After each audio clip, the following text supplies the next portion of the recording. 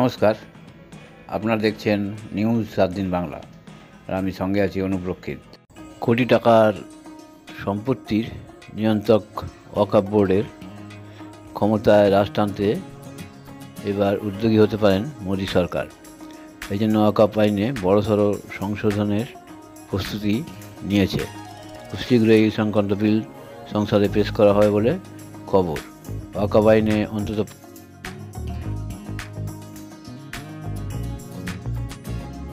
40টি সংশোধনী আনতে চাইছে কেন্দ্র সরকার। সংশোধনীতে যে কোনো জমিকে ওয়াকফ সম্পত্তি ঘোষণা ও তার দখল নেওয়ার অধিকার নিয়ে নেওয়ার কথা বলা হয়েছে বলেই জানা গিয়েছে। গত শুক্রবারই এই প্রস্তাবে ছাড়পত্র দিয়েছে কেন্দ্রীয় মন্ত্রিসভা।